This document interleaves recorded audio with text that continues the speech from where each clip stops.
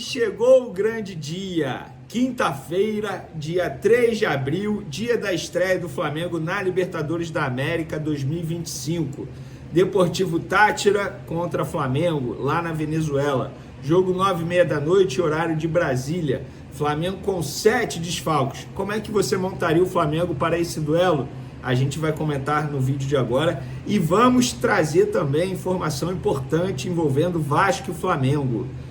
Vasco e Flamengo receberam proposta oficial para jogarem fora do Rio de Janeiro no dia 19 de abril, jogo que está dando polêmica porque o Pedrinho chegou a dizer em uma entrevista que quer levar o jogo para São Januário, mesmo que seja com torcida única.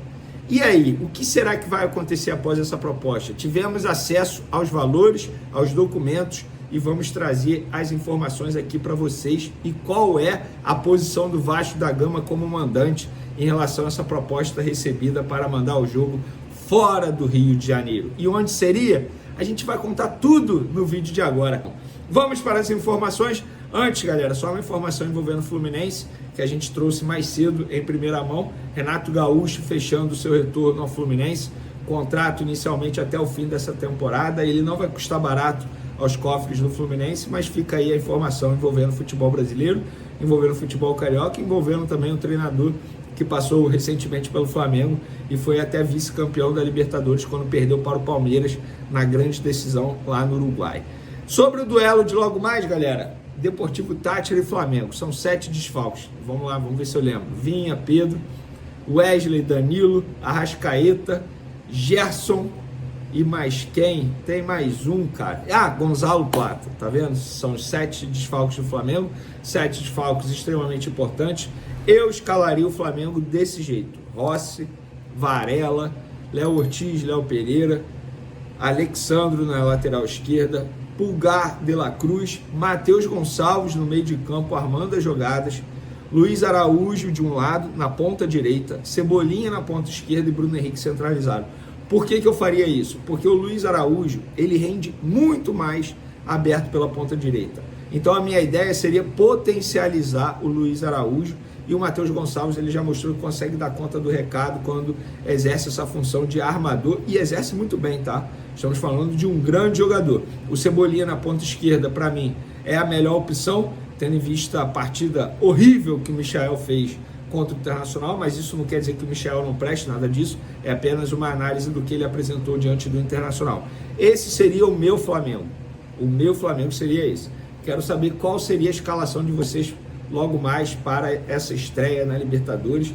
Lembrando que o Flamengo, cada ponto é importante. Você decidir ter uma boa classificação, decidir fora de casa nas outras chaves é extremamente importante.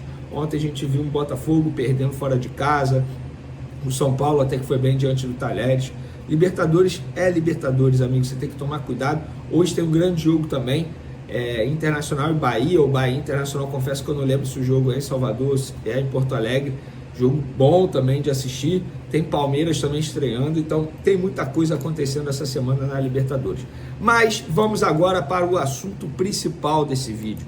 Eu vou até abrir aqui os documentos porque eu tive acesso aos 2 documentos. Vamos lá, primeiro eu tive acesso ao documento da proposta. A proposta foi enviada no dia 20 de março de 2025 ao excelentíssimo senhor Pedro Paulo de Oliveira, que é o Pedrinho, presidente do Vasco da Gama, desculpa. E aí tem lá o nome da empresa e as propostas são para o Vasco como mandante. O Vasco como mandante ele tem que aceitar, óbvio, né? Não tem como você obrigar o Vasco a jogar, mandar o jogo em um determinado lugar, e o Flamengo ele teria que aceitar como visitante. Por isso que as propostas são para Vasco e Flamengo. E as propostas dessa empresa se compromete a adquirir o jogo oferecendo o valor de R$1.900.000, além do valor com pagamento à vista antecipado. As empresas arcarão com toda a logística do evento, incluído transporte, passagens aéreas para atletas, comissão técnica e presidente, com ida e volta entre Rio de Janeiro e São Luís. Tá aí, ó. O jogo seria em São Luís. Transporte terrestre, um veículo à disposição do presidente do Vasco com motorista para deslocamentos entre o aeroporto, o hotel e o estádio. hospedagem e alimentação, hospedagem em hotel de categoria superior e alimentação completa para todos os integrantes da delegação do Vasco durante a estadia em São Luís. Oferecemos ainda um ambiente totalmente voltado ao Vasco da Gama se sentir em casa, com sua imensa torcida vascaína residente no Maranhão. Aí tem os nomes das empresas, eu não vou dizer aqui, obviamente. As condições: o pagamento seria realizado à vista e antecipado no momento da assinatura do contrato. As empresas serão responsáveis por toda a logística do evento, comercialização de ingressos, divulgação do evento. Acreditamos que esta proposta apresenta uma oportunidade única para o Clube de Regatas Vasco da Gama expandir sua marca, gerar aproximação com os torcedores que estão fora do Rio de Janeiro, além da geração de novas receitas. Colocamos-nos à disposição para esclarecer qualquer dúvidas e negociar os termos desse contrato. E eu também tive acesso a um documento enviado pelo Estado do Maranhão, pela Secretaria de Estado do Esporte e Lazer do Maranhão, o gabinete. Aí tem lá o ofício, o dia São Luís, 28 de março de 2025, a vossa senhoria lá do Pedro Paulo de Oliveira, que é o presidente do Vasco da Gama, assunto: pré-agendamento do estádio Governador João Castelo, o Castelão. Senhor presidente, vimos por meio deste informar sobre o pré-agendamento para a utilização do estádio Governador João Castelo, o Castelão, para a realização do jogo entre Vasco e Flamengo pelo Campeonato Brasileiro 2025, quinta rodada, podendo ser realizada na data flexível, 19 de abril, que é no sábado, ou 20 de abril, que é no domingo, na cidade de São Luís, Maranhão, conforme proposta intermediada pela... aí tem o nome da empresa. Sem mais, colocamos-nos à disposição. Atenciosamente, documento assinado por Naldir de Jesus Vale Lopes, secretário de Estado do Esporte e Lazer. Então, a gente teve acesso a esses dois documentos. E aí, eu fui procurar saber qual é o posicionamento dos clubes. Primeiro, eu ouvi o Flamengo. O Flamengo aceitaria? O Flamengo não é contra. Ainda mais se for 50-50 de torcida. O Flamengo não é contra. O Flamengo aceitaria. Entende que é uma proposta financeira muito boa, porque essa proposta de 1.900.000 também seria a mesma proposta para o Flamengo. A mesma proposta, o mesmo valor, com a empresa pagando tudo para o Flamengo, transporte, alimentação, hotel, tudo, o Flamengo aceitaria. O Vasco da Gama vai aceitar? O Vasco da Gama não quer aceitar. O Vasco da Gama, inclusive, até o momento, não aceitou. Esse é o grande ponto. A proposta foi enviada no fim de março, como vocês puderam ver, e até agora ela não foi aceita pelo Vasco da Gama, que tem o desejo de jogar em São Januário. Mas a empresa continua tentando, negociando com o Vasco, tentando fazer o Vasco da Gama aceitar. O jogo, lembrando, pela quinta rodada é agora, tá batendo a porta, dia 19 de abril. Tem que decidir logo, até para decidir divulgação, enfim, logística, tudo. Então, eu vou dar agora a minha opinião, diante das informações. Se eu fosse o Vasco, eu aceitaria. Por quê? Eu estou levando em consideração o momento financeiro do Vasco. Gente, o Vasco iria ganhar 1.900.000 em um jogo. Se jogar em São Januário, não terá essa renda. Se jogar no Maracanã, não terá essa renda. Se jogar em outro lugar, não terá essa renda. Então, se eu fosse o Vasco da Gama, levaria esse jogo para São Luís, no Maranhão. É a minha opinião, a minha visão, diante do cenário do Vasco, questão financeira. Não vejo o Vasco da Gama tendo, como que eu vou dizer, muitas vantagens, entre aspas, no ponto de vista técnico e tático, jogando em São Januário, como é o desejo do Vasco da Gama. Acho que o Vasco tem, sim, o direito de mandar em São Januário, já falei isso aqui, mas com essa possibilidade de levar o jogo para o Maranhão, para São Luís, e receber 1.900.000 por essa partida, eu aceitaria se eu fosse Vasco, ainda mais que o Flamengo não é contra, também aceitaria.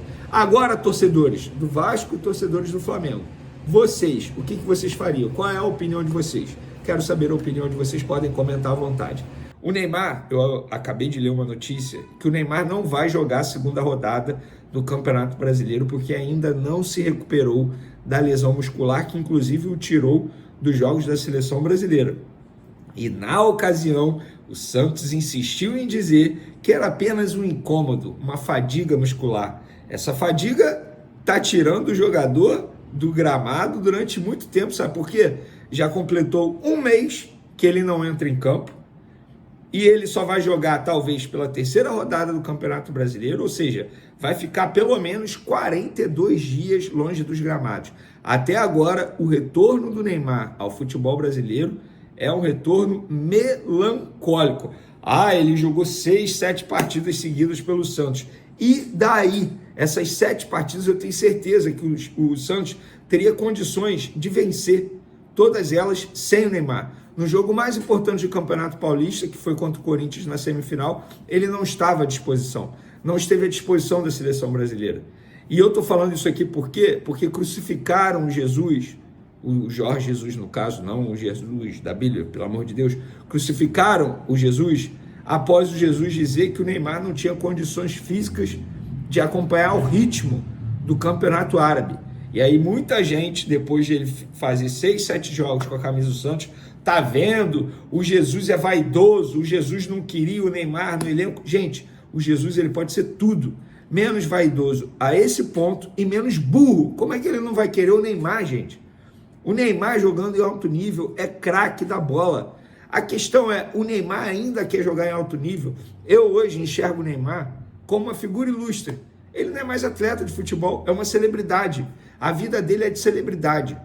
Repara só a quantos eventos ele foi aí nos últimos dias. É evento disso, é evento daquilo, é carnaval no Rio de Janeiro, sambódromo. Mas não, carnaval no Rio de Janeiro não atrapalha a recuperação. Claro que atrapalha, gente. Eu não sou médico, não precisa ser médico para dizer isso. É óbvio que atrapalha, o cara não dormiu bem, não se alimentou bem, é óbvio que vai atrapalhar na recuperação. E aí, os mesmos que falam isso são os mesmos que falam assim, olha, o Pedro tá voltando muito rápido, em 7 meses. Não! Tá voltando rápido porque ele se dedicou para isso. E isso não quer dizer que, após a volta do Pedro, ele não possa ter um problema físico, um problema muscular, que é normal em todos os atletas. Após um longo período longe dos gramados, é muita vontade de passar pano para o Neymar. E eu estou falando isso aqui porque eu fui xingado por vários torcedores do Flamengo, ou torcedores do Neymar, após eu dizer que o Flamengo não deveria contratar o Neymar, não tinha por que contratar o Neymar, quando criou-se aquele boato de que ele estaria voltando ao futebol brasileiro, que o Flamengo poderia ser uma possibilidade. Eu fui contra, e sou contra, sim, a contratação do Neymar. Não agrega em nada. Em nada. Não agrega porque ele não quer. Porque, sem sombra de dúvidas, ele é o último craque que aqui no Brasil a gente viu nascer aí nos últimos, 15 anos. O Neymar é o... Vamos falar de Flamengo agora, porque eu já falei sobre o Neymar.